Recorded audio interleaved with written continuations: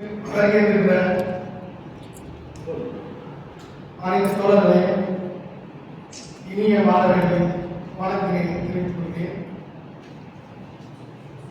தோழர்களுடைய நூல் கண்டிப்பாக நான் ஆய்வு செய்யலை, என்னைய சுய பரிசோதனை பண்ணிட்டேன். ஏன்னா இந்த சிறுகதை தொகுப்பு கிட்டத்தட்ட 12 சிறுகதை தொகுப்பு இருக்கு.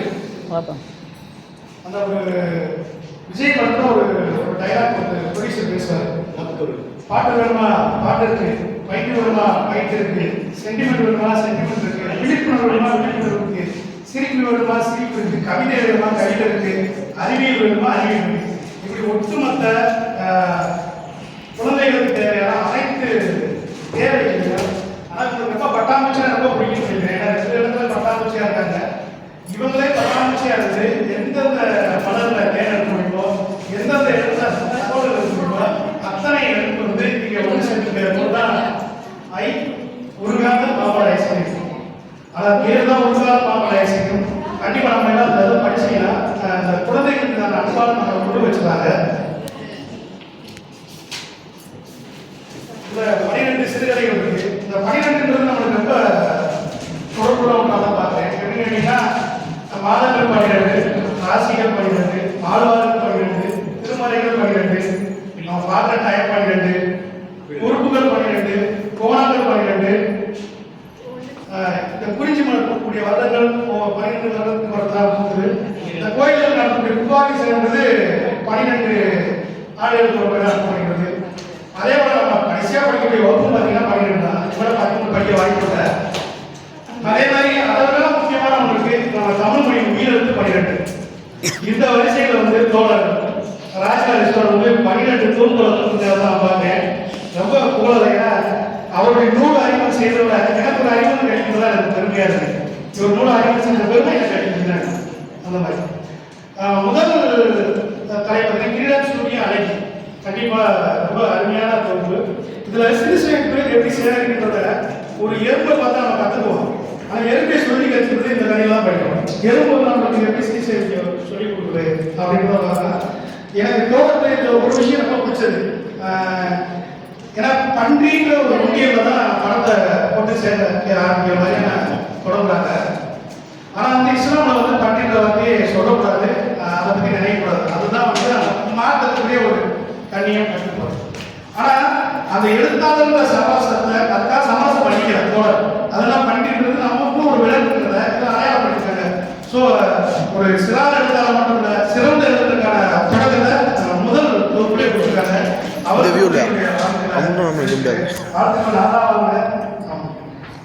நம்ம எப்பவுமே சின்னப்பட எப்படி யோசிக்கணும்னா நம்மளும் தான் யோசிப்பாங்க. சிறுவர்கள் நம்ம சிறுவா பார்க்கறதே இல்லை.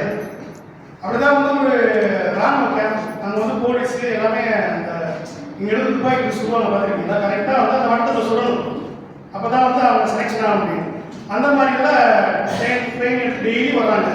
வர்றப்போ ஒரு வீடு இருக்குது, குடிசை வீடு. அந்த வீட்டு முன்னாடி பார்த்தீங்கன்னா டெய்லி வட்டத்துக்கு கரெக்டாக சுற்றிக்கே ஆகணும். அப்போ இவங்க டெய்லி பார்த்துட்டு போகிறாங்க. அப்போ ஒரு நாள் பார்க்குறப்ப ஒரு சிறுவன் உட்காந்துருக்கு. அவங்க கேட்குறாங்க, எந்த நாங்கள் கூட ட்ரெயினிங் இருந்தால் கரெக்டாக அந்த வட்டத்தில் சொல்ல முடியல, நீ கூட இருக்கியா கரெக்டாக இருக்குது, இது யார் சொல்கிறது கேட்டனே நானே சொல்றேன்னு சொல்லியிருக்கேன். எப்படி உங்களால் சொல்ல முடியாது? ரொம்ப ஈஸி. எப்படியா சுட்டுட்டு சுற்றி வட்டம் போட்டுருக்கான்னு சொல்லி அப்படிங்க. அப்போ நம்ம எந்த மாதிரி யோசிக்கணும், சிறுவர்கள் எந்த மாதிரி யோசிக்கிறாங்க நம்ம பார்க்கணும். அப்போ 2வது சிறுகதை சுயா திருஷ்டி மனிதா. அது எப்படி இந்த தலைப்புகளை தேர்ந்தெடுத்தான்னு தெரியல. இங்கேயும் தனியாக தான் ஆய்வு பண்ணியிருக்காங்கன்னு தெரியல. ஏன்னா இது 12 தலைப்புகளுமே நம்ம படிக்கிறதுக்கு ரொம்ப ஒரு வித்தியாசமான ஒரு புதுமையான அனுபவமாக இருந்தது. அது மட்டும் இல்லாமல் 12 தொகுப்புகளுமே 12 கவிதையாக எழுதியிருக்காங்க. மலர் பேரே எவ்வளோ அழகாக இருக்கு, அதான் கவிதை. அப்படித்தான் ஒரு சிறுகதை ஆரம்பிக்கிறாங்க. இதில் என்ன சொல்கிறாங்க அப்படின்னா, இப்போ குழந்தைகள் எல்லாமே துரித உணவு நோக்கி தான் போயிட்டு இருக்காங்க. அந்த அடிப்படையில் சரிவிகித உணவு, இந்த காய்கறிகள் கீரைகள் எவ்வளோ முக்கியம், நம்ம உடலுக்கு எவ்வளோ தேவைப்படுன்றத அருமையாக சொல்லியிருக்காங்க. ஏன்னா அது எப்படி சொல்றாங்கன்னா அந்த காய்கறியை வச்சு சொல்லியிருக்காங்க. எந்த காய்கறி நம்ம சாப்பிட்ற மாதிரி இருக்கிறோமோ அந்த காய்கறியை நமக்கு சொல்ற மாதிரியான விஷயங்களை சொல்லியிருக்காங்க. அது 3வது தொகுப்பு கடலுக்குள் சுற்றுலா வாங்க. நிஜமா கடல் பார்க்காதவங்களுக்கு ஒரு புதுமையான அனுபவமாக இருக்கும். நம்ம கண்ணை அதை சொல்லிட்டோம். கண்ணை முடிக்கணும், கடற்குள்ள போகிற மாதிரியே இருக்கு. அந்த திமிங்கலத்துக்கு மேலே போகிறதா இருக்காங்க. ஆனால் அங்கேயும் ஒரு பட்டாம்பூச்சி வச்சிருக்காங்க போல. திமிங்கலம் யாரை பார்க்க ஆசைப்படுறது கேட்டீங்கன்னா பட்டாம்பூச்சி தான் பார்க்க ஆசைப்படுற மாதிரியான ஒரு இதாக வச்சுருக்காங்க. கண்டிப்பாக இந்த கதை படிக்கும்போது சிறார்களுக்கு வந்து கடலை பார்க்காதவங்க, கடலுக்குள்ள என்னென்ன நிலப்பினங்கள் இருக்கு, அதனுடைய இயல்பு என்ன அப்படின்னு தெரியாதவங்களுக்கு வந்து கண்டிப்பாக ஒரு புதிய அனுபவத்தை கொடுக்கக்கூடியதான் இந்த தொகுப்பு இருக்கு. மன்னிக்கும் முறையில நான் வம்சம் போனா அப்படியே புத்தகத்தை எடுத்து போயிட்டு எழுதுறது வீட்டு வச்சுட்டு அடுத்ததான் பள்ளி செல்லும் மக்கள் தாம். இப்ப இருக்க காலகட்டத்தில் குழந்தைகள் வகுப்பறைக்கு வரக்கூடிய நோக்கம் என்ன அப்படின்ட்டு ஒவ்வொரு ஆசிரியரும் தன்னை சுய பரிசோதனை செய்ய வேண்டிய காலம். ஏன்னு கேட்டீங்கன்னா இப்ப இருக்க காலங்கள் வந்து வேற மாதிரியான நகரம் நோக்கி போகுது. ஒரு 12வது மேல படிக்க முடியல. 8வது படிக்க 9வது படிக்கும்போது கூட சேரக்கூடிய மாணவர்களுடைய தவறான வழிகாட்டுதல் அவருடைய பாதையை வேற மாதிரி போகுது. ஆனா பள்ளிக்கு தொடர்ந்து வருகை அதிகரிக்க செய்யணும்னா கண்டிப்பா பாடமும் கதைகளும் வகுப்பறையில் இருக்கணும் அப்படின்றத இதில் சொல்லியிருக்காங்க. அந்த குரங்கு டாமும் இந்த பேர்லாம் எப்படி வைக்கிறான்னு தெரியல. டாமும் டீமும் ஒவ்வொரு தோல்வுக்குமே பேர் பார்த்தீங்கன்னா அவங்களே இயல்பா வச்சிருக்காங்க. யாராவது குழந்தை பிறந்த பேர் வைக்கணும் தோல் பேர் சொல்லிடலாம் இருக்க. அவ்வளவு குழந்தைங்க டாமும் டீமும் அடுத்து வந்து மியாமி பப்பி இந்த மாதிரி இயல்பொருவி இந்த மாதிரியான கவிதை நயமான பேர்கள் வைக்கிறாங்க. தோழர் ஏன் போயிருக்காங்கன்னா கவிதை நூல்கள் எழுதிட்டு திரும்ப யூட்டன் அடிச்சுங்க சிறார் நூல்கள் எழுதினால அந்த கவிதைத்துவம் அடிக்கடி இந்த தொகுப்புல தெரியுது. அதே மாதிரி எனக்கு இதை படிச்சு முடிச்சதே ஒரு விஷயம் எனக்கு ஞாபகம் வந்தது. நம்ம அழுகிறோம் இல்லையா, நம்ம அழுகும்போது நம்ம என்ன நினைப்போம், நம்ம அழுகிறத யாரும் பார்க்கக்கூடாதுன்னு நினைப்போம். ஆனால் குழந்தைகள் அப்படி இல்லை, நம்ம பார்க்கணும்னு சொல்லி அழுகும். ஏன்னா குழந்தைகள் வந்து தன்னுடைய ஆற்றாமையை தன்னுடைய அவமானங்களை அடுத்தவங்களுக்கு தெரியக்கூடாது எனக்கு நினைச்சதே இல்லை. அவங்களுக்கு தெரிய நினைச்சுதான். அதனால என்ன சொல்றாங்கன்னா நீங்க அழுதாங்க குழந்தைய போல அழுங்க, சத்தமாக அழுங்க, கூப்பாடு கொடுத்தா மையெல்லாம் நீட்டி வழியில கொடுத்தா அழுங்க இல்லையா, அது மாதிரி கூட அழுங்க. ஆனா அந்த அழுகையை பார்த்து மத்தவங்க தப்பா நினைச்சவங்க அப்படின்னு நினைச்சு நீங்க மட்டும் அழுகக்கூடாது. அப்படி நீங்க அழுதுட்டீங்கன்னா கண்டிப்பா உங்களுக்கு இந்த ஆட்டாமை வெளியே வந்துடும். இப்ப குழந்தைங்க வந்து அந்த அழுகையிலிருந்து திசை என்ன பண்ணுவோம், இன்னொரு பொருளை காட்டுவோம், காட்டி இதை பாரு சொல்லுங்க. அது மாதிரி நம்மளே இன்னொரு திசையின் மீது கவனம் செலுத்தினாலும் ஏற்கனவே இருக்கிற பாரங்கள் கவலைகள்லாம் மறந்து போகிற மாதிரி தான் சொல்றாங்க. அதனால அழுகிறதா இருந்தால் குழந்தைகள் கூட அழுக வேண்டும் தான் தொடர் சொல்றாங்க. அடுத்தது அந்த தலைப்புக்குரிய ஒரு தொகுப்பு ஐ. அது எப்படி ஐன்னு வச்சாங்கிறது எனக்கு ஒரு இதாக இருக்கு. ஐ அப்படின்னா அழகு, படம் வந்து ஐன்னா அழகு. ஆனால் குழந்தைகள் மொழியில ஐ கொடுக்காத மாம்பழ ஐஸ்கிரீம். நிஜமா இப்படி ஒரு ஐஸ்கிரீம் கிடைச்சா குழந்தைகள் வந்து எப்படி இருப்பாங்கன்றத அவங்களே குழந்தையா மாதிரி இருக்காங்கன்னு நினைக்கிறேன். 9 தொகுப்பு அதை பிரிச்சு போட்டுருக்காங்க. இந்த ஒரு சிறுகதை மலர் தான் சொல்ல, மலர் பேரை எவ்வளோ அழகா இருக்கு அப்படின்ற மாதிரியான ஒரு சிறுகதையா இருக்கு. இதுல ஒரு எனக்கு பிடிச்ச வரி என்னன்னு கேட்டீங்கன்னா, எப்படி என்னை பத்தி உனக்கு தெரியும் அப்படின்னு அந்த பாப்பா வந்து கேட்கு. யார் மலர் வந்து ஐஸ்கிரீம் மாதிரி கேட்கு. அது ஒரே ஒரு சொல்றாங்க, உன்னை பற்றி எனக்கு யாரும் சொல்லணுமா, நான் தான் உன் கூட இருக்கேன்ல, உன்னை பத்தி எனக்கு எல்லாமே தெரியும், யாரும் சொல்ல வேண்டிய அவசியம் இல்லை, உன் கூடயே இருக்க எனக்கு உன்னை பற்றி தெரியுன்ற மாதிரியான ஒரு இதாக சொல்லிருக்காங்க. தோழர் வந்து கிட்டத்தட்ட ஒரு 3 அவதாரங்கள் எடுத்திருக்காங்க. கவிஞரா, ஒரு சிறார் எழுத்தாளரா, இன்னொன்று பாடலாசிரியரா. அநேகமா ஒரு கம்பெனியிலிருந்து ஒரு பாடலாசிரியர் வர்றதுக்கான வாய்ப்புகள்லாம் இருக்கு. ஏன்னா இப்போ எழுதிக்க பாடல்கள் எல்லாத்தையுமே ரொம்ப குழந்தை இருக்கிற அந்த ஓசை நேயத்தோடு எடுக்கிறாங்க. தோழர் அடுத்த தொகுப்பு வந்து குழந்தை பாடல்கள் எதிர்பார்க்கலாம் நினைக்கிறேன். வாழ்த்துக்கள் தொடர்.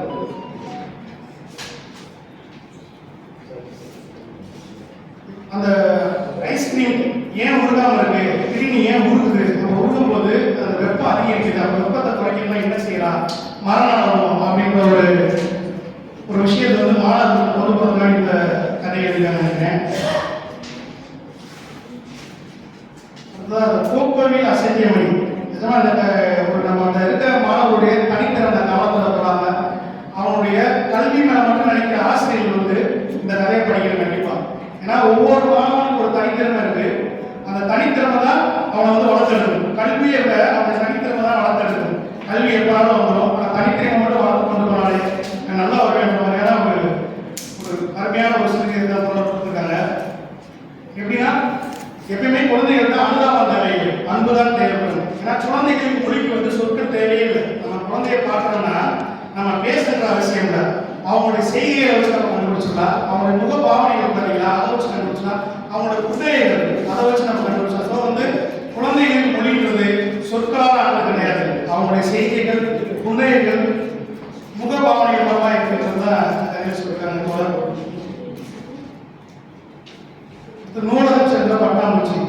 எனக்கு தெரிஞ்ச தோழர் முகமது ரிஸ்வான் வந்து கல்யாணம் முடிச்ச அந்த எஜமான் பாட்டு ரஜினிகாந்த் பட்டாம்பூச்சி பிடிப்பார் பார்த்துருக்கீங்களா? அது மாதிரி தோழர் எப்படி பட்டாம்பூச்சி பிடிச்சிருவாங்க. அதே மாதிரியான ஒரு சம்பவமாக தான் இருக்காங்க. அதே சொல்ல ஏற்கனவே அதாவது சீர்தால் சொல்ல வேண்டுமா உள்ளே இது தோழர் வந்து சிறார் இந்த மாதிரி கவிதையாக இருக்காங்க. நிஜமா இது எவ்வளோ கவி நிறையா இருக்காங்க. அன்றைய நிறைய வச்சிருக்கேன். டைம் இருக்கிறனால கொஞ்சம் நிறையவே வாட்சிட்டு போகிறேன். அப்படி நிறைய இதை வச்சு நம்ம தோழர் தனியாக கவிதை தொப்பே போடலாம். அந்த அளவுக்கு வந்து சிறாருக்கு வந்து கவிதையோட கதையும் கொடுத்துருக்காங்க. அதுதான் பெருமையான விஷயமா இருக்கு. அது முன்னாடி என்ன சொல்றாங்கன்னா, இந்த பட்டாம்பூச்சி வந்து ஒரு படம் வரையணும். யாரை வரையணும்னா, இந்த இயல் வரைய படத்தை வரையுங்க. நீ மட்டும்தான் எங்க படம் வரையா, நீ மட்டும்தான் படம் வரைஞ்ச உயிர் கொடுத்தியா, நான் உடைய வரைய இந்த மாதிரி தான் இருக்கணும். ஸோ இதுல இருந்து குழந்தைகளுக்கு நம்ம ஒன்று கத்துக்கணும். அன்பா இருக்கட்டும், கருணையா இருக்கட்டும், நம்ம அறிவு மூலமா கொடுக்கக்கூடாது. அன்பா இருக்கட்டும், கருணையா இருக்கட்டும், நம்ம அறிவுன்றத தலைக்குள்ள வந்து கூட்டக்கூடாது. குழந்தைகளுக்கு மட்டும் எப்பயுமே அவங்களுக்கான வாசப்படி இதயம் தான். அந்த இதயத்தின் வழியாக அன்பாகவும் கருணையாக கொடுக்க வேண்டும் என்றதை அந்த கதையில நான் படிச்சு கொஞ்சம் புரிஞ்சுக்கிட்டேன். அதே மாதிரி இந்த பட்டாம்பூச்சி கதையை படிச்சனே, இந்த குழந்தைகளின் கனவுகளை பின்தொடர அனுமதியுங்கள். குழந்தைகளுக்கு ஒரு கனவு இருக்கும். அந்த கனவுகளை நம்ம பின்தொடர அனுமதியுங்கள். முடிஞ்சால் அந்த கனவுகளுக்கு வழிகாட்டியாக நான் இருக்கிறோம்ன்றதான் ஒரு ஆசிரியராக நான் உணர்ந்துட்டேன். அதே மாதிரி இந்த பெரிய மனுஷன் இந்த இது வந்து ஒரு நாவலுக்கு நிகரான சிறுகதை சொல்ல முடியாது. இப்ப இருக்க காலகட்டத்தில் பெண்களுக்கு தேவையான ஒரு முக்கியமான எல்லாருக்கும் வீட்டில் ஆசிரியர் மட்டுமல்ல, குடும்பத்தில் இருக்க எல்லாரும் படிக்க வேண்டிய ஒரு பெண் எப்படி பெரிய மனுஷி ஆகிறாங்க. எப்படியும் சொல்ல மாட்டேன். இஸ்லாம் மார்க்கத்தை பொறுத்தளவு இந்த பெரிய மனுஷன் மிக்ஸ் மாட்டேன்னா மாப்பிள்ளை கட்டிதான் வைப்பாங்க. இஸ்லாம் மட்டும் இல்லை, மேக்ஸிமம் இப்போ இருக்க காலகட்டத்தில் ஏன்னா அந்த போய் வளர்த்து நம்ம பண்ணாத படிக்க வச்சு அதுக்கப்புறம் சரியான பையன் பார்த்து கட்டி மொழி எதுவாக அந்த மாதிரி யோசிச்சு பேசுறாங்கன்னா பெரிய மனுஷன் கட்டி வச்சுக்கலாம். ஸோ அந்த மாதிரி நசிமாவுக்கு ஏற்படக்கூடாது அப்படின்னு அந்த பொண்ணு அந்த குழந்தை ட்ரீட் பண்ணுது. அதுக்கு ஆசிரியராக இருக்கு. நான் இந்த கதை படிக்கும்போது ஒரு ஆசிரியரை போட்டுருக்காங்க. ஆனால் எனக்கு எப்போது தான் கண்ணு மாதிரி வந்து போனாங்க. அந்த அட்வைஸ் பண்ணுறதா இருக்கட்டும், எப்படி வந்து இந்த பெரிய மனுஷன் சம்பவம் எப்படி நடக்குது, அதன் பிறகு ஒவ்வொரு மாதம் நடக்கக்கூடிய மாதவிடாய் எல்லாமே குறிப்பிட்டியாக இருக்கு. நிஜமா அந்த துணிச்சலுக்கு தோழருக்கு வந்து மிகப்பெரிய பாராட்டுகளை வாழ்த்துக்களை தெரிவிச்சுட்டேன். கண்டிப்பாக இந்த மாதிரி கதை சிறாத கதையில இந்த மாதிரி யார் எழுதுறா எனக்கு தெரியல. எனக்கு தெரிஞ்ச அளவுக்கு படிச்சதா சொல்லுங்க.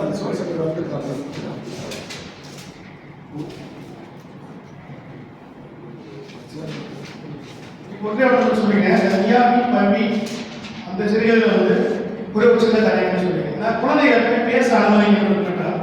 ஒரு ஊர்ல வயசான அப்பா அம்மா இருக்காங்க. அவங்க ஒரே ஒரு பொண்ணு மட்டும் இருக்கு. அந்த உங்களுக்கு ரொம்ப வயசான போய் சொல்றாங்க, இந்த மாதிரி அவங்க பொண்ணு கல்யாணம் முடிச்சு வைக்கணும், அதனால வந்து எல்லாரும் உதவி செய்யணும்னு சொல்றாங்க. எல்லாருமே உதவி செய்யறாங்க. செஞ்சப்போ பார்த்தீங்கன்னா அந்த அம்மாவுக்கு அட்டாக் வந்து வரவங்க ஹாஸ்பிட்டல் அட்மிட் பண்ணிட்டாங்க. நான் கல்யாணம் நாளைக்கு நடக்க போது அந்த அம்மா ஹாஸ்பிட்டலில் இருக்காங்க. அப்போ இவர் என்ன செய்யறாருன்னா தன்னுடைய அக்கா பையனை கூப்பிடாரு. 6ஆவது படிக்கிற பையனை வந்து கூப்பிட்டு அத்தையை பார்க்க ரொம்ப சீரியஸாக இருக்காங்க, இவங்களுக்கு இதுவா ஒன்று நடந்துச்சுன்னா நீங்க வந்து என்ன சொல்ற மேலே வந்து சொல்லக்கூடாது அப்படின்னு சொல்லிட்டு என்ன செய்யறாரு, இவரு கல்யாணம் நடக்க வைக்கிறாரு. அங்கே கல்யாணம் நடக்கும் போது மாப்பிள்ளை வந்து தாலி எடுத்து கட்ட போறாரு. கட்ட போறப்போ அவன் இருந்து மாமான்னு கத்துறேன். அப்போ அவர் புரிஞ்சுக்கிட்டாரு, போனா அத்தை இறந்துட்டாங்க அப்படின்னு சொல்லிட்டு இல்லை அப்போ சொல்லாத ரூம் போய் உட்காரு அப்படின்னு சொல்லிடுறாரு. உடனே அவனை ரூம்ல உட்காந்துங்க கல்யாணம் முடிச்சுட்டு வந்து கேட்கிறாரு, ஏன்னா ஏதோ சொல்ல வந்து என்ன நீ சொன்ன என்ன சொல்றா கேட்கலாம். அத்தைக்கு எது ஆச்சா இல்லை இல்லை அவர் கல்யாணம் முடிச்சாரு, அவர் கேட்டீங்க உங்களுக்கு கல்யாணம் முடிச்சுட்டு அத்தை சொல்ல வந்தேன், நீங்க அதுக்கும் அவர் தாலி கட்டிட்டாரு எப்படி சொல்றா என்ன சொல்றா கேட்கணும். ஸோ அதனால எந்தெந்த இடத்துல நம்ம குழந்தைகளை பேச அனுமதிக்கிறோமோ அந்தந்த இடத்துல நம்ம குழந்தைகளை பேச அனுமதிக்க வேண்டும் என்று சொல்லிக்கொண்டு இதை முக்கியமான ஒரு தோழர் வந்துட்டேன். யார் கேட்டீங்கன்னா அவங்க வந்து ரிஸ்வான் தோழர். இந்த அட்டை தான் அவர் தாங்குற அட்டை. உள்ள இருக்க நாடுகள் எல்லாமே பார்த்தீங்கன்னா ராஜா. ஏன்னா நிச்சயமா அவருடைய தூண்டுகோள் வழிகாட்டுதல் ஒரு பக்கவாதமா இல்லாட்டி கண்டிப்பா இப்படி ஒரு 8வது ஏழாவது நூலை எழுதியிருக்க முடியுமானா அது சாத்தியம் இல்லை. ஸோ வந்து அந்த இஸ்மான் அவருக்கு வந்து கண்டிப்பாக வந்து இந்த நேரத்தில் வாழ்த்துக்களை நன்றியும் தெரிவிச்சுக்கிறேன். ஒரே ஒரு சிறு இது மட்டும் சொல்லிட்டு முடிச்சுதாங்க. ரோம பேரரசில் டைகிரிஸ்னு ஒரு மன்னர் இருந்தார்.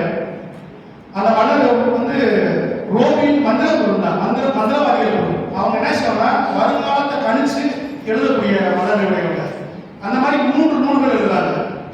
ரோம பேரரசு வருங்காலத்தில் எப்படி இருக்க போகுது அப்படின்னு 3 நூல்கள் எழுதுறாங்க. அப்ப எழுதும்போது அதை வந்து மன்னர் கொடுக்க வர்றாங்க. கொடுக்க வரும்போது அதுக்கு எவ்வளவு விலை 100 பொற்காசுன்னு சொல்றாங்க. சொன்னோடனே அந்த மன்னர் திரும்ப அனுப்பிச்சுட்டாரு, நீங்க வந்து 100 பொற்காசு கொடுத்தா வாங்க முடியாது போயிட்டு. போயிட்டு என்ன செய்யணும்னா 3 நூலை எரிச்சுறாங்க. 9 நூல்ல 3 வந்து எரிச்சுறாங்க. எரிச்சுட்டு அடுத்த நாள் வந்து 6 கொண்டு வராங்க. கொண்டு வந்தோடனே இதனுடைய விலை எவ்வளவு கேட்கிறாரு, இது 100 பொற்காசுகள் தான் அப்படின்னு சொன்னோடனே அதை அப்படி 9 நூலும் 100 பொற்காசுகள், 6 நூலும் 100 பொற்காசுகளா, இன்னும் குறை சொன்னேன் இதில் குறைக்க முடியாதுன்னு சொல்லி திரும்ப போயிட்டாங்க. திரும்ப வந்து மன்னருக்கு நைட்டு தான் தூக்க வேண்டும். அப்போ அந்த நூலை என்னன்னு எதுக்கு பார்ப்போம், கொண்டு வர சொல்லுன்னு சொல்றாரு.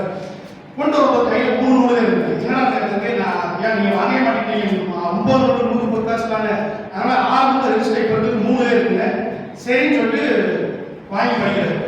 படிக்கிறப்ப கிட்டத்தட்ட ரோமா பேசுறது வருங்கால மிகச்சரியாக கணிச்சு எழுதியிருக்காங்க. அப்போ அவர் ரொம்ப வருத்தப்பட்டார். அதான் நம்ம முதலே வந்து அந்த 9 நூல்களே வாங்க மாட்டேன். அந்த மாதிரி யாருமே வருத்தப்படாதீங்க. நிச்சயமா அனைவரும் இந்த புத்தகத்தை வாங்கி அனைவரும் படியுங்கள். கண்டிப்பா வந்து ஒவ்வொரு வீட்டில் இருக்க வேண்டியதாக ஆசிரியர் மட்டும் பெற்றோர்களும் படித்து நம்ம குழந்தைகள் எப்படி நடத்துக்கிறாங்க, அவங்க நம்ம எப்படி நடத்தணும், நம்ம குழந்தையா இருக்கணும்னா கண்டிப்பா அந்த சிறுகளுக்கு படிக்க வேண்டும் என்று கேட்டுக்கொண்டு இவ்வளவு வாய்ப்பை வழங்கிய கம்பன் கிழக்கையும் ராஜலா நன்றியை தெரிவித்து வாய்ப்பு நன்றிகளுடைய நன்றி.